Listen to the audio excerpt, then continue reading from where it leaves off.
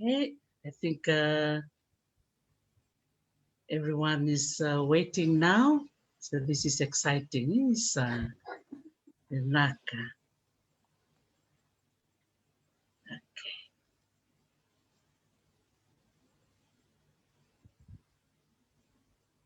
All right.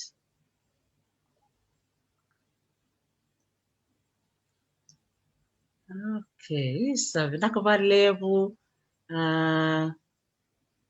okay, nimbula vinakavalevu sara na tema tikumai na kavinakanikuwa klani vunga vike mnisa wawa takomai na vida na ua sahoti na nomni na nama kichikumai na Veitalanoa vatake na wekanda o Nunia Thomas Moko. Vinakavalevu sara vike Thomas Moko. Vinakavalevu sara vike mnina sema tikumai na ivata ni Talanoa with Dr. T klani madhaongondo na madhawa and Mareqeti Viti and Canada Pirtani and International Women's Day. Viketo i Amerika, ngosinga kawalu tiko ni bula, kawali singa ni bula machi. Ngosaranga ke meme se mamaro tiko ngo i Amerika. Iyau kila mai viti, pakatanga kina mai na via i viti ke Australia, se New Zealand.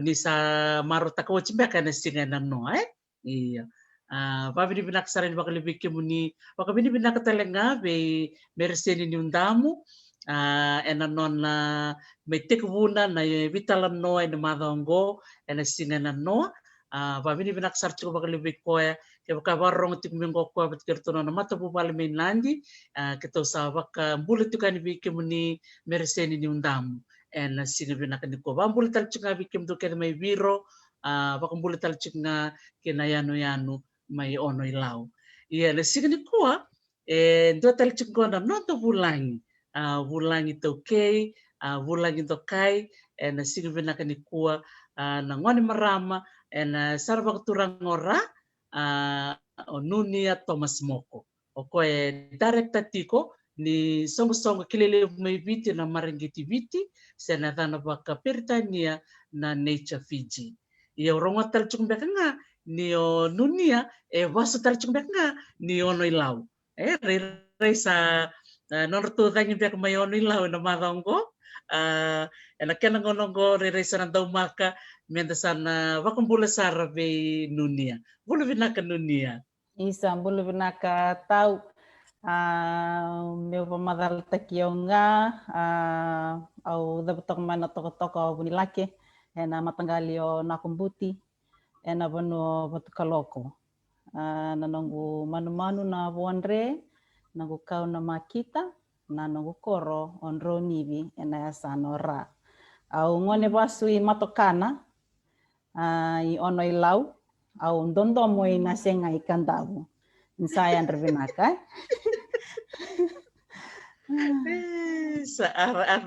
Arnayandra. Iyo, vavini vinaksar valevu veke mnitau na museletu na mungau na o kila ni Marama oso rongo talchunga ni madha kedengo o chuko bena son dona workshop roni po madal na workshop ya. Oi, au chingu ena kena na tambana na veimataqali manumanu kena kawera bakatoka itu ni rabulangi o sana bos matanga bara batemena mata trina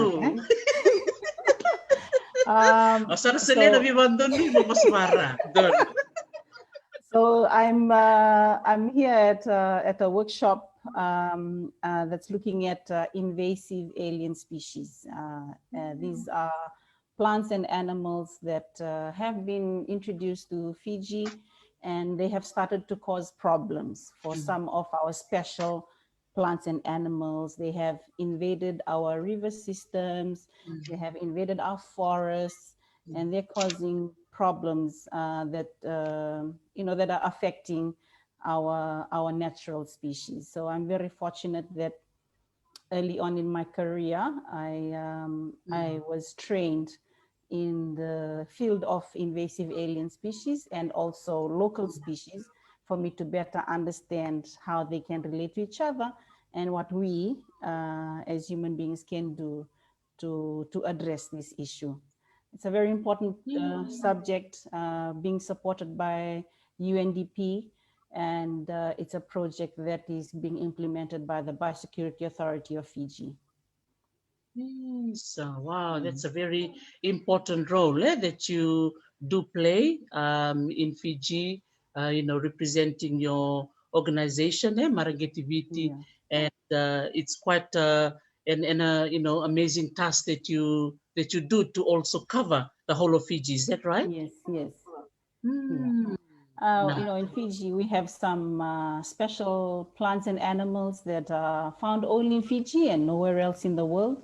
And some of these we have a cultural link to, like the vokai, the crested iguana and the banded iguana, certain plants like the songa, and these are, and the kula wine that's on the $5 note. And in some of your previous talks, you were highlighting some of the species that are in our in the money now. So on the $20 bill is the Kadavu, on the $5 bill is the kula wine and the masiratu and the crested iguana.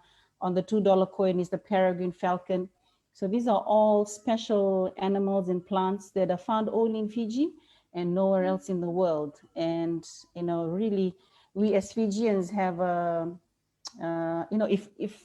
if they disappear from Fiji, that's it, they've disappeared from the world. And along with that loss of these special animals and plants is a loss of our culture, especially if we have a direct link with it, nona to manumanu, nona to kau, our totem animal. And so as an organization, Mareqeti Viti takes scientific knowledge and we translate it into language that can be easily understood. And then we try to advocate and work with many stakeholders, from the community to government, to other NGOs, to donors, to try to explain that these are special plants and animals that we need to look after because they also look after us. Yes. Wow, that's a really good point there that you mentioned there, that we as humans we also have a very big responsibility to look after these animals, flora and fauna. Yeah, because they play a very important role. They basically they're doing what God created them to do. So we have the parrots and the bats, and they spread the seeds of the plants, of the ndakua, of the vesi, and all these big trees that are found in the forest. We are not planting them. It's these birds and these bats and the insects. They all play a role, and they have evolved together for millions of years, and they are dependent on each other.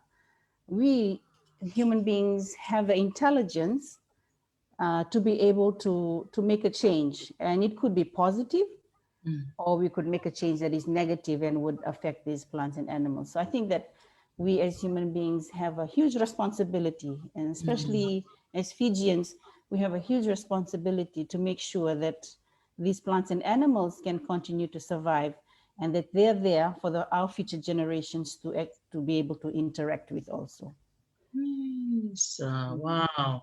It's so wonderful to hear the passion in your voice, and you can just feel that you're so passionate and you are so committed to the work that you do for Nature Fiji. Now, perhaps you can just share with our listeners today what actually motivated you, or what were some of the inspirations that you had when you were young, moving along the career path that it brought you now.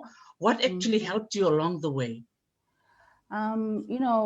Tarisi, I come from a family that's very spiritual, and I thank God that my parents, had that vision for the children to be well educated, but not only just be educated, but to, I think, make a difference. I was fortunate that my parents were both teachers. And I grew up in the Lomeri church compound. And I think the first 5 years of my life was going back and forth between the Lomeri church compound and my grandparents' farm in Wembau, in Itasiri. So, coastal village and all the way into the interior. Yes. And then not long after that, my parents moved to Lami, where I now live, so that my father could further his education.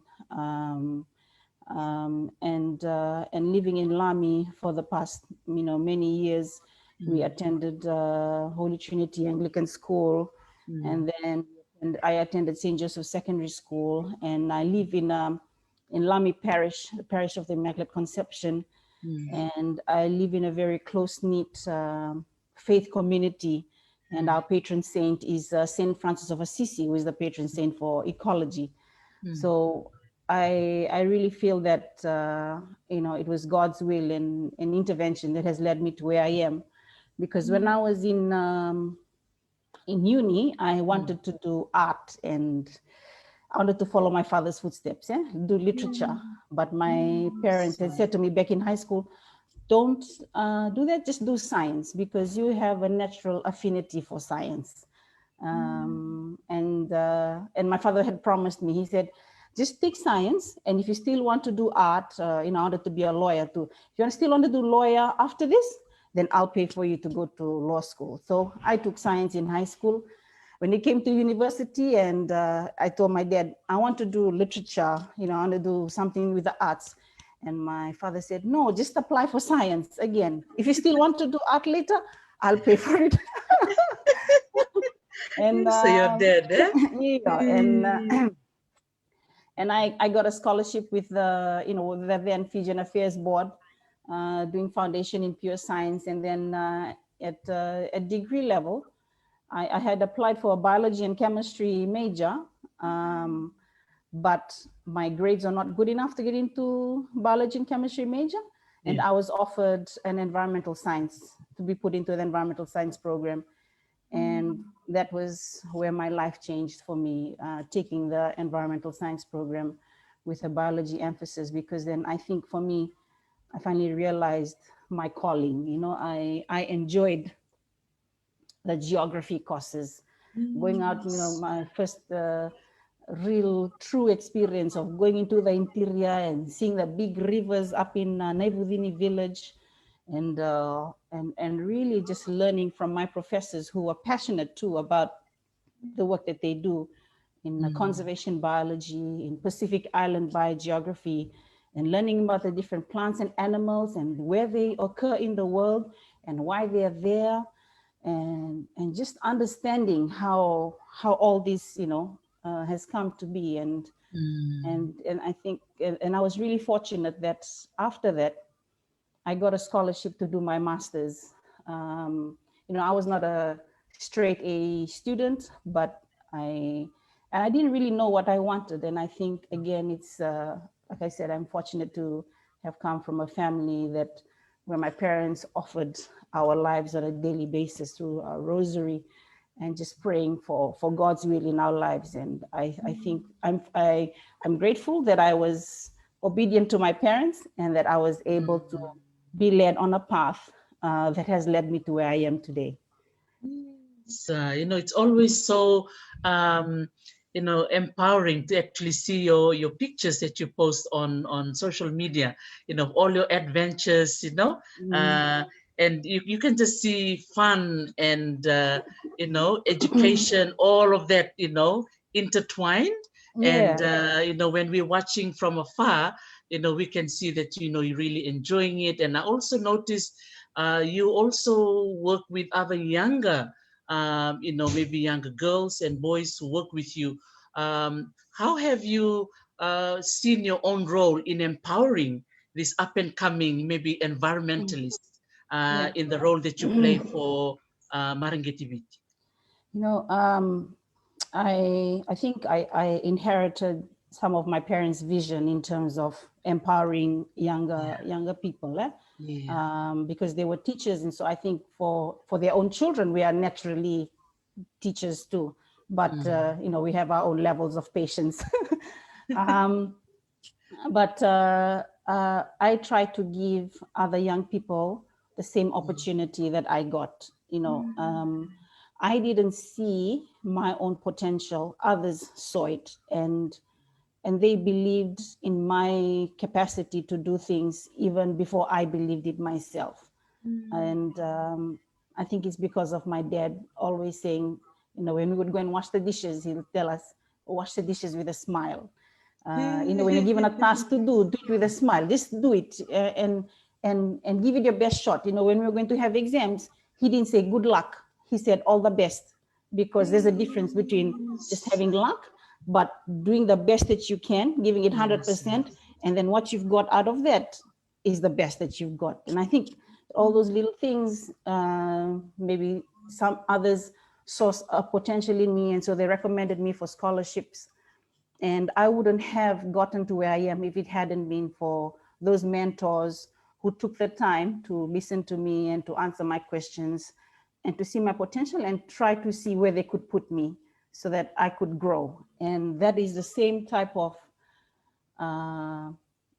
capacity that I want to see in the young people that I interact with. I try to identify or help them discover themselves, because for me it was a journey of discovery. Unlike there's some people who know what they want in life, like my younger sister Merlin. She was focused there. I'm going to be an aircraft engineer. That's you know, I'm going to be in this field, and she knew what she wanted. Whereas for me, I was a bit, I don't really know what I want, so I'll just make the best of any opportunity that comes my way. And so I try to provide that same opportunity for any young people, whether it be children, small kids, if it's just getting them to see nature in a different way, just getting them to discover what they have in their own backyard. I've got you know, I've got young children, I've got nieces and nephews, and I try to get them to see plants and animals from a different perspective, you know, that they're important, that we must respect them too. You know, those are, otherwise, we, you know, we grew up saying, oh, let's go throw at the bats, throw at the dogs and all that. Yeah? And so I try to get them to see it from a different perspective. And I hope that in what I'm doing, I can inspire children to be whatever they can become, you know, that they're not limited by the limited choices that we have. You know, I never dreamt I was going to be an ecologist. I wanted to be a lawyer. That was it, you know, I wanted to do arts. But I never dreamt that one day I'd be going out catching frogs or going out catching lizards, sleeping in the forest. You know, that was never as a career choice. And I'm really fortunate that I've got it. And so I just want to create that opportunity for others. At least they can experience it, and then they can make their choice on what they want to become. But what is important is that they have experienced nature and that they can make decisions that are positive for nature, no matter what career path they choose. Wow, that is so wonderful. I really like the word discovery that you were saying. And you know, it's really nice that you were inspired by your professors who, I think in a way, most of them were non-Fijians, but I'm sure that they inspired you as a Fijian to appreciate your own nature environment. Is that how you saw it? That's so true. I mean, I had, you know, Randy Thaman, Konai Helu Thaman, you know, and reading her poems. You know, I wanted to take art, and I had a really great teacher in high school. I think you'll know her, Frances Wakauta. Yes. She helped me discover my artistic side, which is what I share with my dad. But you know, she used to talk about Konai Helu Thaman and her poems. And then when I came into uni and to have been taught by Randy Thaman, who really just helped me really appreciate my own culture. And then I had lecturers and mentors like Gunnar Keppel. Gunnar is, you know, he's Fijian. He's of German origin, but he's a botanist and he knows Fiji's plants, and he spoke very fluent Fijian. And I felt ashamed myself that he probably spoke more fluent Fijian than I did. So I made it, you know, I made a point to make sure that I could speak fluent Fijian too, and not just be, you know, academic, not just speak the English language, but also speak the Itoke language well, so I can communicate about the work that I do. So there's a lot of, you know, inspiring people, and but also, you know, my grandmother, my namesake from Ono-i-Lau. She was an inspiration too. She worked really hard and she wove her mats, and she lived healthy, and she always told us off all the time. And you know, it was just having someone like that in my life too was really important. Growing up with my grandparents. Yeah. Wow, what a blessing. Yeah. So, Yes. you know, it's like that all those hands were blessing you, yeah, along the way. And where Yeah. you are now as an ecologist is such a blessing for Fiji. That is, I think, one of the reasons why I thought of inviting you to share your story on this platform, because I don't think there's many other ecologists in the same position as you in Fiji. Would you like to explain a little bit of that as career choice for our young Fijians, Nunia? Yeah, you know, I was really fortunate that that I was part of a scholarship that was put together by the Institute of Applied Sciences at the University of the South Pacific. And again, you know, God's will, intervention. I was just there at the right time. I graduated at the time when they were running this course, and they were looking for students to be part of this scholarship where they were training Melanesians in species research, taxonomic, and knowing how to identify species. So I was really blessed and really fortunate to have come through that. And I'm not alone in that. I have friends, Isaac Rounds, who's now with Conservation International, Tamara Osborne, who's now a lecturer at USP, Aliverete Nicatini, David Bossetto from the Solomon Islands, Patrick Picacha. You know, we're all part of this group that understudied international experts, scientists, because that's what the scholarship did. It got us to understudy different experts, and then based on that, we could then identify which field we wanted to go into. And I was even more blessed because I met Dr. Claire Morrison, who came as a postdoc researcher at the university at the time. And she, you know, that again, like I said, that self-confidence and knowing my capacity, she helped me see, you know, my strengths and then grow from there. And she really guided me along in this field. So, you know, again, I'm really fortunate to have had such great people in my life. And I'm not alone. So there, but even then, there's a limited pool of us. I think you'll see in my photos, there's Bindia Rashni. She's a macroinvertebrate specialist. Hilda Wanga, you know, she's an entomologist. And so we're a small group of people, but we want to spread our knowledge and our capacity to others, so that young people growing up can become whatever they want to become. It's not an easy field to get into. It's difficult to find a job in this field. And like I said, you know, I was fortunate that as soon as I graduated from my master's, they formed the organization Nature Fiji Mareqeti Viti, and then they pretty much put me in Nature Fiji Mareqeti Viti to become the first employee and now the director. So my mentors had that long-term vision. They knew that Fiji needed a local conservation organization that would champion local issues. We have great international organizations in Fiji, but they needed a local organization that would work with, would prioritize Fiji's national needs. Yeah? And so that's where Nature Fiji Mareqeti Viti comes in, and that's where I've come in. But again, it's a difficult field to be in, because you've got to be a special kind of person to be in this field. Field work, it looks like it's a lot of fun on Facebook, and that's great. But you know, going out there and being sharp mentally and being able to do the work that we got to do, and then coming back and then writing those reports, that's the that's the difficult part. So it takes a special kind of person to be in this field. And I've looked for students. I've had interns from USP, from the Fiji National University, and my interns know that I continually ask them, what do you want to do? What are you interested in? So that we can then put them into the right field. And it's not easy, but if they are committed and if they're willing to learn, if they have that concept, they're willing to learn and they're willing to work hard, then they've got a place. So wow, that's a really good reminder for some of our young ones who are listening in today, or even some of their parents who are also listening in today, to encourage their young ones, even if they volunteer or they come in as an intern, to show commitment. Yeah, if they show commitment. And critical thinking, not just the, and they've got to do a lot of reading. That's one thing I keep telling my team. I didn't, and because I had asked a mentor once, Mareqeti Viti, I had asked him, how do you know all these things? And he said, well, I wasn't born with this knowledge. Yeah? I read it and I learned. And so that, to me, then I can be the same.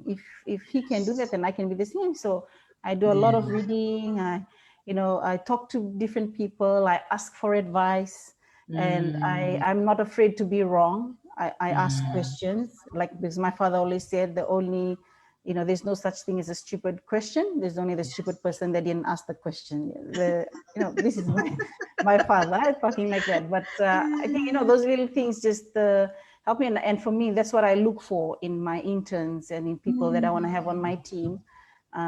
They've got to be willing to learn. They've got to do a lot of reading, and they've got to allow their mind to,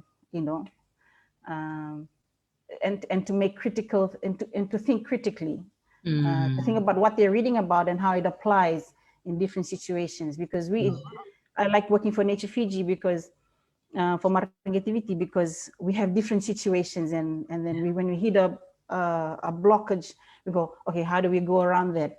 How do we overcome this difficult situation? And that's why it's always exciting, and I love doing what I do. Wow, man, that's really, really encouraging. And there's someone that I've noticed you've been hanging out with. I know I've been spying your page and following you online. There's this wonderful lady that most of us who are listening in today know very well, Mrs. Suliana Siwatimbao. And she's such a wonderful individual, a wonderful Fijian woman that I hope to maybe interview in the next couple of weeks. I hope. I've sent her an email. Thank you for sending me her email address. What actually prompted you to go over to Wailoku, and maybe just share with us your collaboration with Mrs. Siwatimbao? Okay. So Mrs. Siwatimbao is one of the 7 trustees that set up Nature Fiji. Mrs. Suliana Siwatimbao, Mareqeti Viti, Dr. Dick Watling, Mary Pulea, Winston Thompson, or Dilip Khatri, and Mr. Robinero. These 7 individuals set up the organization. They're the founding trustees, and their vision, is really for Nature Fiji to be a local organization that would address these issues. And she's an amazing woman in that she's done so much, and she has a lot of knowledge, and she wants to impart that knowledge to the rest of us. And all these individuals, they are not theoretical. They are practical people who've tried various ways to do different things: agriculture, conservation, education. And I remember when she sat on the original management council for the organization, and I had to answer to the management council. I still do. The members form the management council, and then I answer to the management council. And she was on the original management council board, and she's very passionate about education. She wanted me to make sure that we had an education policy and a strategy on how we were going to work with children so that they have a sense of ownership and connection with the environment. And she's very particular about that. So, and I really appreciate that coming from her with all her experience. And she's got Waimakare Forest Farm in Wailoku that she has had since the 1970s, since she was still in uni. And she's basically, she's walked the talk. She has established and she's brought together all the different cultural varieties of crops that are beginning to disappear from our village gardens. And this is, traditional knowledge, and also it's climate change, adaptation, resilience. She said that many years ago, when the ndalo industry collapsed in Samoa, she feared that when that industry came to Fiji, it would wipe out the traditional varieties of crops, because we would be planting the hybrids for export. And so one of the things she started to do was she started collecting these traditional varieties of ndalo, so that they are at least stored somewhere, and so that we don't lose these traditional varieties. And it's not just ndalo, but other crops, especially as we go into commercial agriculture and we're just planting one variety of crop. We lose the traditional gardens, which are very diverse. If you listen to Randy Feynman and to Suliani Swatimba, they'll talk about how diverse the village gardens are. But we're starting to lose that, because you're moving from that subsistence kind of living to commercial agriculture, and in there is the loss of traditional varieties. Wow. And of course, with plants, they are part of our heritage.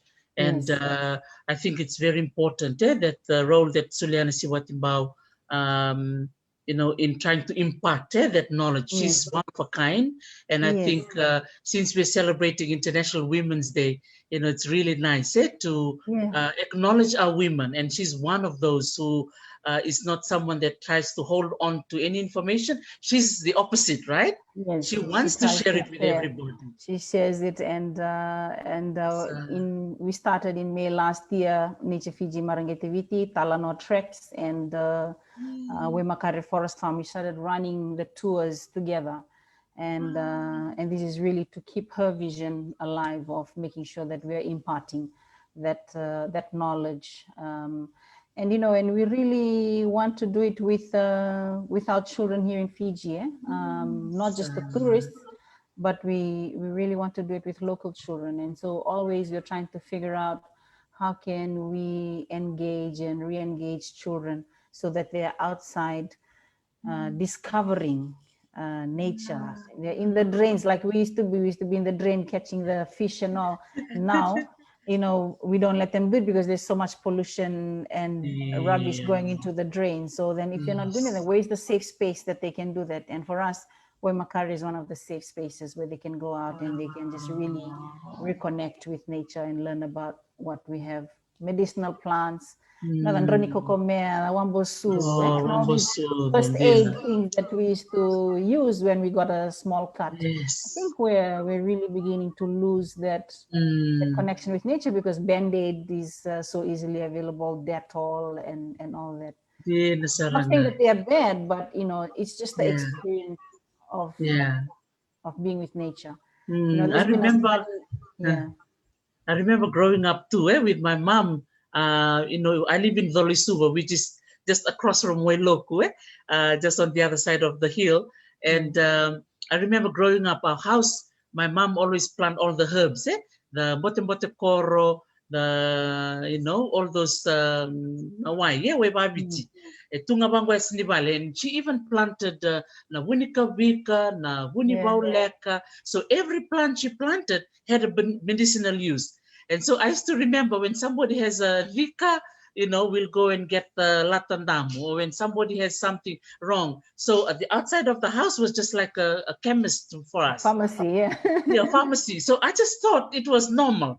But when I went around to, my other relatives or other parts of Fiji, I didn't realize that a lot of people are not keeping up, with the, indigenous knowledge of the traditional medicine. So what's your advice maybe to our, stay-at-home moms when it comes to, the planting of these our herbs, or even to have a herb garden? What's your advice on that? One thing, because a lot of these plants are weeds, like we consider them weeds. We don't want them in our rose bush. We don't want them in our baingani patch or in the cabbage patch. But the thing is, they are weeds, but they are good, they're medicinal too. So what Mrs. Siwatimbao has done is she has maintained a weed garden, basically. Wow. So she's allowed them to grow.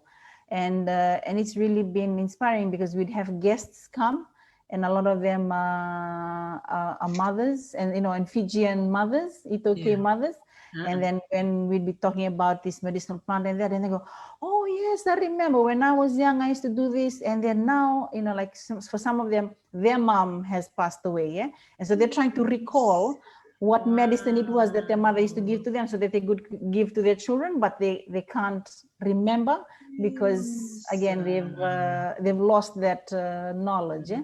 And so it was for a lot of some of these guests that come, it's like a revival and a reconnection with that knowledge and also with the plants that they used to use, and then they start smelling it and tasting it, and that is what it is. It's reconnecting with nature and understanding that that in itself is a healing process where you can just breathe in and It's so powerful, eh? The connection with nature, you know, empowers us on so many levels. Yeah, it's cleansing. It's the bula vinakakina, levunakai the kila. And while you were talking before, you were talking about, well, you know, just thinking about Suliana Siwatimbawe on what she is talking about, you know, children, connection, and conservation. Eh?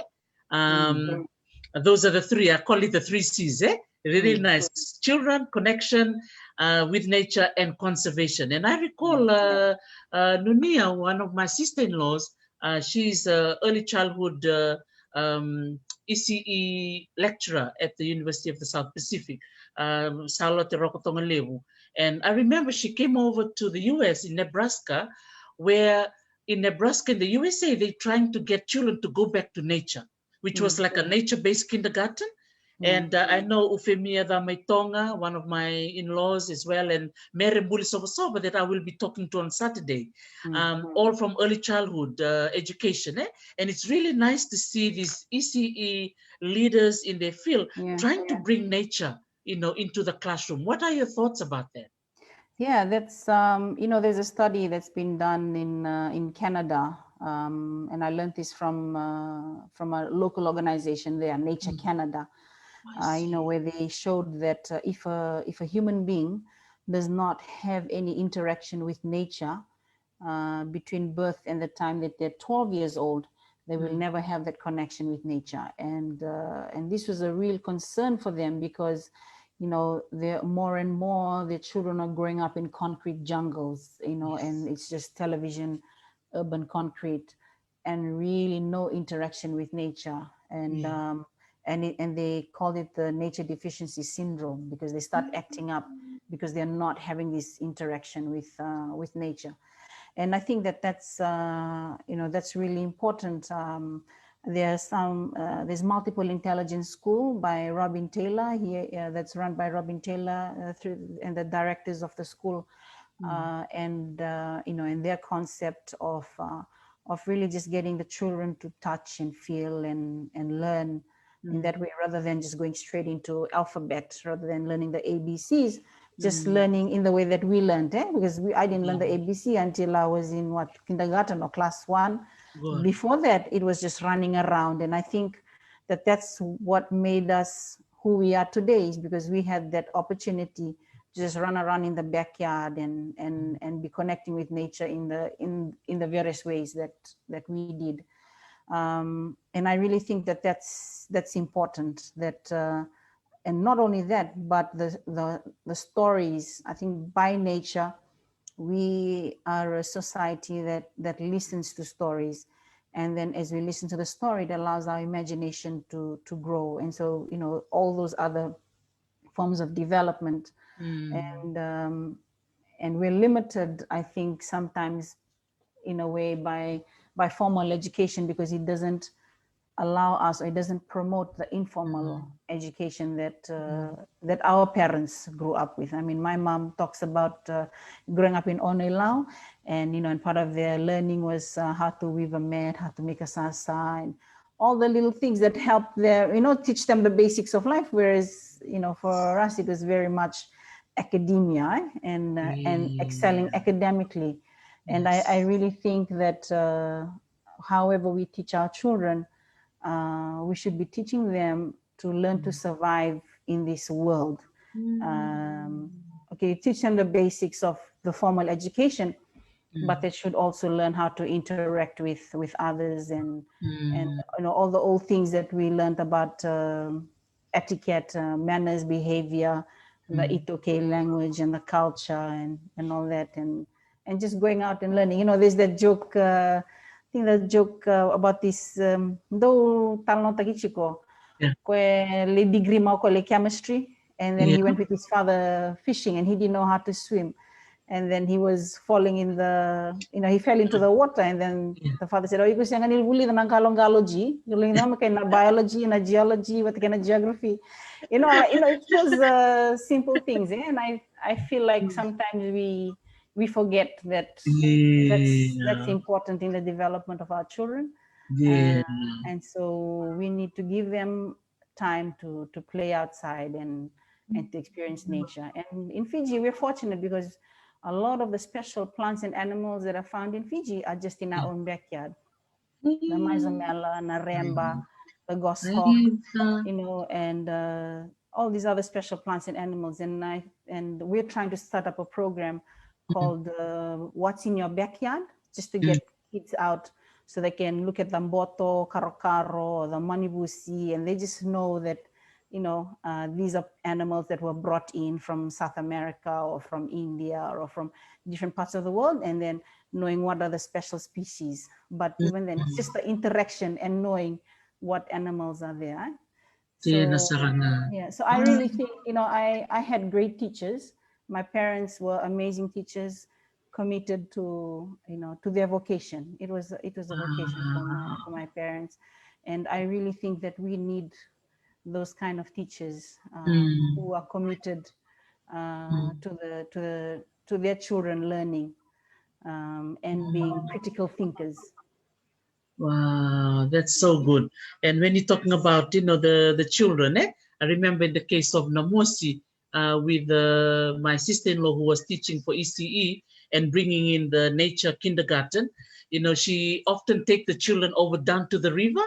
And I think at some point she was saying that the parents of the children were like wondering why is she taking the kids to the river when they should be in the classroom? And so it's like a whole change of the way we look at education, Nunia, to look at the environment and the backyard as another classroom. So it's not just inside the room. It can be just outside. Lidambuka, that's still part. It's part of learning. Yeah, that is it. And I remember in 2010 at the launch of the International Year of Biodiversity, Konai Halifeman, in her speech, she talked about the loss of traditional ecological knowledge, and part of that was, it's sometimes it's in the way that we've been taught to view education, the formal education. We are, and even me growing up, like if you failed Form 5, or if you failed Form 4 or Form 6, you went to the village to be a farmer. So that was looked at as like the last option. But really now I really appreciate that, no, the farmers should be the ones that we are promoting, because that's not a vocation that you should be looking down on. That's one that you should be looking up at, because in terms of food security, they're the ones that are supplying us with food, and we should make sure that our farmers know what they're doing, because of for the sustainability of their crops and all that. And so it's really important that we really look at our careers, and it's not just white collar jobs or all that. It's and appreciate that everyone along the value chain has value, has a role. And and so I try to expose my children to to mechanics, and I go, without the mechanics the car can't be fixed, just so that they don't never ever look down on any profession, but appreciate every profession. And I think that farmers, teachers, these are important professions, because they help us shape, because they've been, our kids would spend more time with their teachers in school. So I think it's really they have good teachers. I remember Nunia had the Talanoa session with Paul Ngerete. I think it was last year. We had having a Talanoa session, and he was saying to me, kila ira nangoni ni kuwa. Usa warong tu. Laman sana bertuku na pola. Ira nangoni ni kuwa. Iya. Warchung Viti, gay to kune bira do na manumanu. Sa may na nga. May na. Sa siya kanira kila na ya kan dina. Iya, mera. Gona songe. Siya gona sobao. Iya, gona bulile buya. So I think it goes.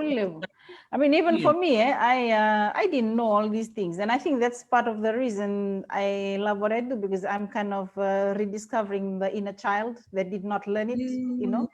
I didn't know that we had all these native frogs, you know, that Drauniivi, and really, I didn't know until I was, I think, in second year or third year in university. And to me, that was new knowledge. It just opened my mind. And I found it really exciting. And I always envied children who grew up in the village, because they got to experience this. And for me, when we talk to children, when we run our eco camps, one of the things that I always try to encourage with children in rural areas is that they are really blessed, because they are growing up, you know, with nature all around them, and they get to experience it firsthand. Whereas us who grew up in the urban areas, you know, we didn't get to learn all this and interact with it. So I think it's really special, and yeah, that's. Dia na sarangay, nakabibitondo menda kila na manumanu na bikakel tu. Yes, ni vale o Mr. Bunindilo wer chiko nona tete nona long yang kono mena mosi. O kwenta tamba ni bango dono bunika ngeredo kwa na giant forest. Gecko iya na moko. Iyo. Kwe sariri bina ko sage tamba ko mai. Sage bita mai mo barta ka chiko ni biko. Iyo. Kaya sakabi labo me natobole me nanito fami na mosi me sanandola talaga me bakata na way makare farm na bula chino farm may nandi. You know, to have a lot of heritage farms, so that our children living in the areas can actually go to these places and reconnect once again. And I think it goes back again. You know, one of the things I challenge a lot of the communities that I speak with, especially the families there, because I know growing up, my parents, you know, they always discussed it, and they said, okay, where do we see this child in 5 years' time? You know, what do we want for this child? And that's what I challenge a lot of the Mataqali too, because, you know, we own a lot of resources. We are custodians of a lot of resources, so we should know what are our plans for, not only for the resources and how we use the land, but for the children. Because they're not going to be children forever. Eventually, they're going to become adults. So what kind of adult do we want them to be? You know, independent, who knows how to look after him or herself. And so what do we need to do to make sure that they're able to do that? What kind of, you know, I was watching my parents, we always had our evening rosary, and, you know, they constantly spoke to us, inspiring us, telling us off, you know, telling us right from wrong. And I think that that's really important, not only at the family level, but even at the Mataqali level or the toka, you know, making use of the systems that are in place. We spent Christmas in my husband's village in 2019, December 2019. And I was really inspired by the fact that before we left, they got all the children in the village to sit together, and then they had the elders spoke to the children, the primary school children and the youth and the youths, and really just reminded them because, you know, some of them were beginning to disobey some of the rules of the village, and I found that really inspiring. And I just said, man, I hope that this is happening in a lot more villages, where the elders get to speak to the children and tell them what's right and what's wrong, you know, what is expected of them in the village. So dina sarang batara kangor do ya tu nang Ono-i-Lau. In the olden days, that's how you know, our grandparents were taught. So I'm sure with our Talanoa today, for our listeners who are listening in now, or those who will be joining us later on, is to encourage Veitalanoa. Veitalanoa na you know, I know that, you know, sometimes when children reach a certain age, they don't want to listen. But my parents used to say to us, you may not like what I'm telling you, but we're going to tell you because it's our job to let you know that what you're doing is wrong or what you're doing is, you know. So I think, again, it goes back to parents and to elders to teach and to say what's right and what's wrong. So when it comes to COVID-19, Nunia, what's life like for you during this COVID-19, working as an ecologist and working as director for Nature Fiji? Well, you know, when it first started and we were on lockdown and I was at home, you know, there were the pros and cons. The pros were I got to spend a lot more time with my children, which because I do a lot of traveling and a lot of field work, and I really, you know, miss them a lot when I'm gone. But I got to spend time with them and really get to know them better. But also with my team, because we were on Zoom a lot, we were speaking to each other more on Zoom than we were back when we were in the same room in our office. It was a difficult situation last year, but we overcame it, and as a team, we've gotten stronger. And I have, you know, a really good team, young girls and young men who are really passionate, and I hope that you know, I know that they will make an impact, and they're still learning, but you know, they're really doing great, and I'm really grateful to them for being such a great team that I could just throw things to and they pick it up and they run with it. And that's really important. So as a team, you know, and again, appreciating the other organizations that have helped us come through, but even more, just for my family, really, you know, and I really appreciated our babysitter. Me and my husband really appreciated our babysitter because, you know, we wake up and we leave for work and then we come back, you know, and then we get to spend the time with our kids. Yeah, but this was like 24 hours with the kids, and you go, okay, you know, she's doing a great job. Yeah, it was difficult working from home because of that, but you know, we came through it. But it's also one thing that it's helped us do is it's helped us in terms of our communication about reconnecting with nature, because we've been talking about this for a long time.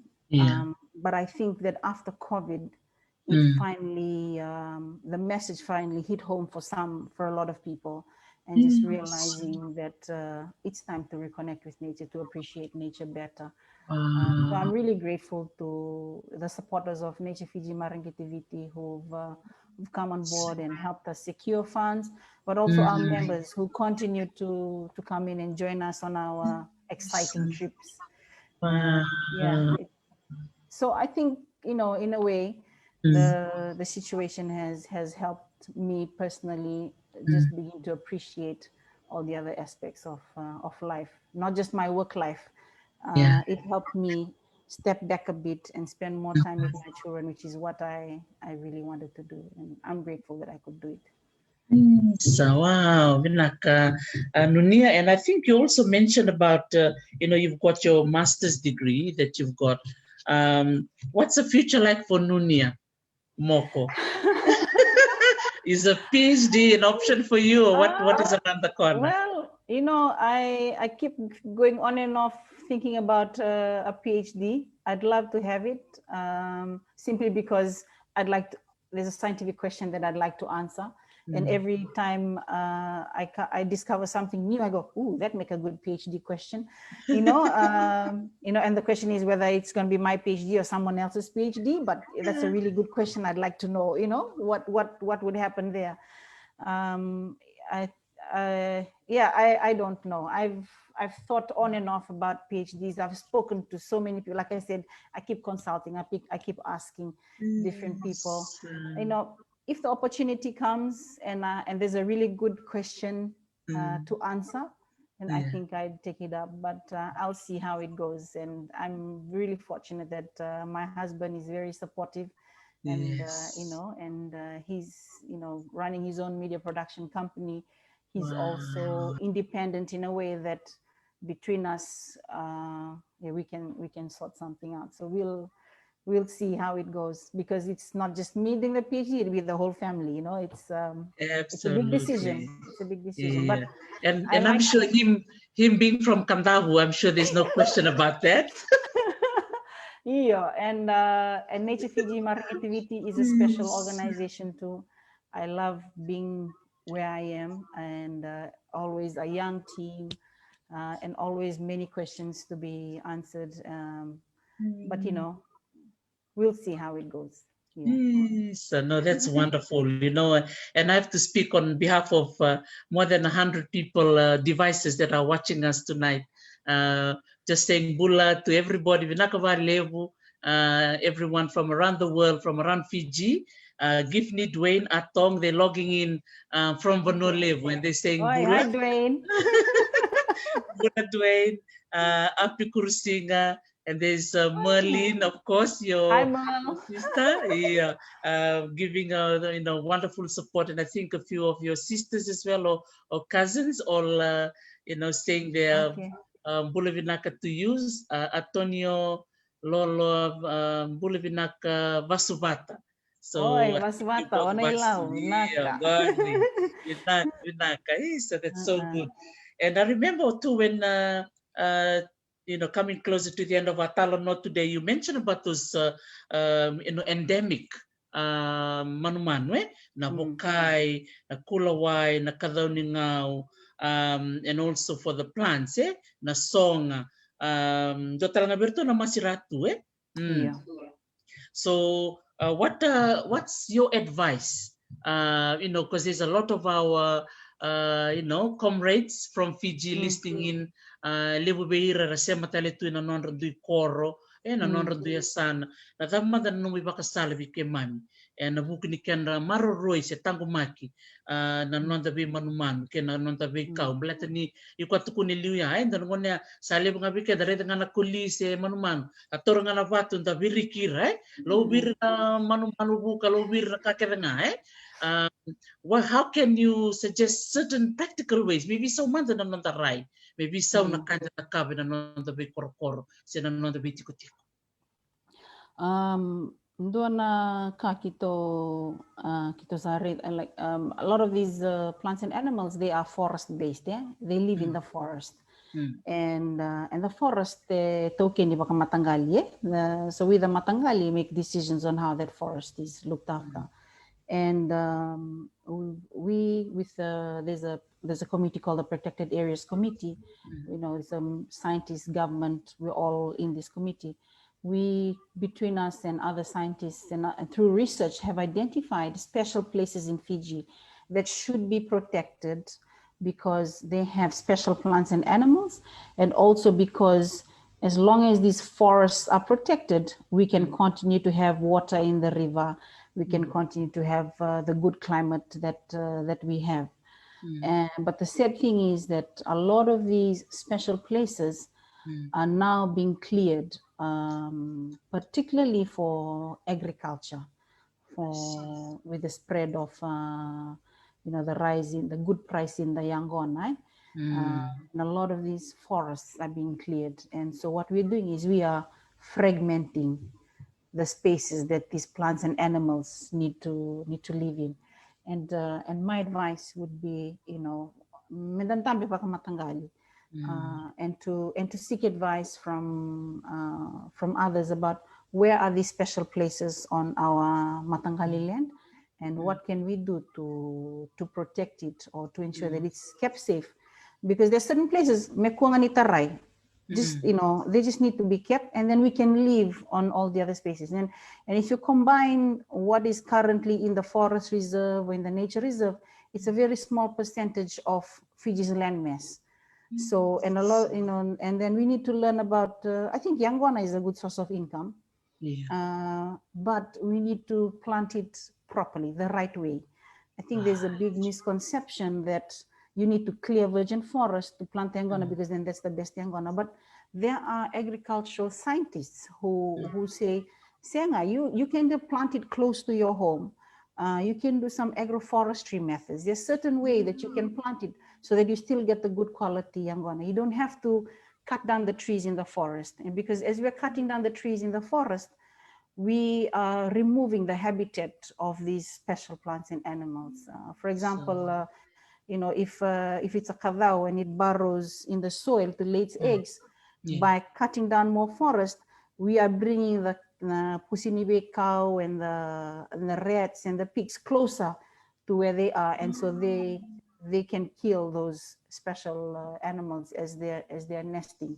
So it's just around, you know, that's why I said we need to be good farmers. We need to promote and look back at the children that we're sending back to the village or whoever is farming. We have to talk about sustainable agricultural methods and what can we do to make sure that we can protect the forest, because once we lose the forest, we lose clean drinking water. They've cleared their forest, they've put pine plantation or mahogany, or they've undergone burning, and so they have water cuts in the village many times. Or there's a WCS project that's looking at waterborne diseases like leptospirosis and typhoid, and they're looking at the catchment, and they're seeing that where, you know, we know that where there's the livestock have access to the water, they're gonna run into some of these waterborne diseases. So it's just making sure that we are making good decisions or informed decisions about how we're using our land, and understanding that there's just some places that we need to look after. And you know, we're always willing to help. We have projects that can showcase this. But you know, we need to look after our forest and manage it properly. Agriculture is a good source of income. Logging is a good source of income, but we have to do it properly and do it right. And I think we're now at the stage where we've done the research. Agriculture has done the research. Forestry has done the research for us to make sustainable, informed decisions about sustainable agricultural practices, sustainable forestry, and the special places that we need to keep for us and also for our future generations. Sandina saranga sebenak vale Nunia ndona itaro chukumengo ravai with the Nature Fiji ecological camps veira nangone. What are the age groups that can be part of the camps that you organize? So we have found that I think the age of 8 is a good manageable one. This is when we run it with the schools, and we've only ever run it with schools that have boarding schools for primary and secondary kids here. If we were to run eco camps outside of the schools, we won't run it only for kids, we'll run it for the family, because again, we firmly believe in it being, this whole thing being a family affair. The whole family has to participate, and so the parents and the children are learning together. Yes, so and in terms of people coming to our events to be in the river, some have brought their 2-year-old or their 1-year-old. As long as they look after their kids, we'll just you know, run the event. So wow, no, it's just been so wonderful, and I know that this is not going to be, you know, the first and the last of our Talanoa session. You know, there's so much learning and sharing that you've done for us today. We've got our audience just sharing the appreciation to you, Nunia, you know, for taking the time away from your busy schedule, especially with the workshops that you're part of. We just want to say vinaka for sharing your amazing knowledge and empowering all of us. You know, I learned so much from it too, and I know there's so many in the audience that are, you know, being touched by what you've shared today. And Iyau, maybe to conclude our Talanoa today, is there anything else you want to share, or anyone you want to acknowledge for all the support that they've given you, and also for you personally, but also to your organization, Nature Fiji or Mareqeti Viti? Yeah, you know, I am grateful to everyone I've ever encountered in my life. You know, I see every encounter as a special one because I learn from each encounter, and so I can't list all the people that I've encountered in my life here today, because I appreciate everyone, even those who support Nature Fiji, Mareqeti Viti. It's not just organizations, but it's individuals, and they know who they are, who genuinely care for Fiji's biodiversity, and they're willing to support Nature Fiji, Mareqeti Viti. But for me personally, I think my husband, Noah, who's probably listening in, just for the support and faith in, and in our vision as a couple, what we want for our children, and for believing in the work that I do. And to my parents, and my family, my sisters, my siblings, and my brother. So I think, again, it's a family thing, and I really appreciate that I've grown up with a very supportive family and a very supportive community in my parish. And then I've had great teachers and mentors who've guided me along the way. And above all, I thank God that He's given me a gift. Amen. And that He's allowed me to make use of it.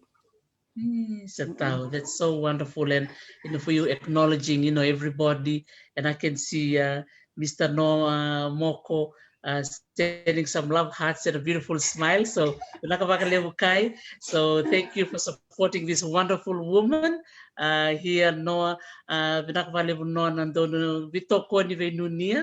thank you, Nunia, for all the amazing work that you do. We salute you and your team, and just for going out there, into the forest, and into flying over to Wakai recently. And I'm sure you travel all around the world before COVID-19 came in. But just remember that you're not alone.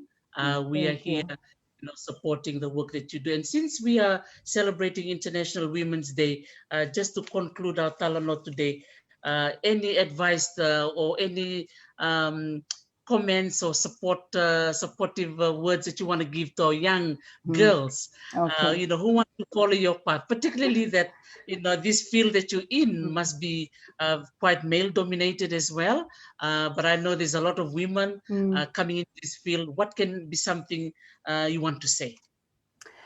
For me, I was again fortunate that even though there were a lot of males in this field, they were feminist, I think, in their own way, because they didn't I hope they didn't just see me as a female, and so they put me in a position because I was female, but because they knew my capability. And so my message to young women is, don't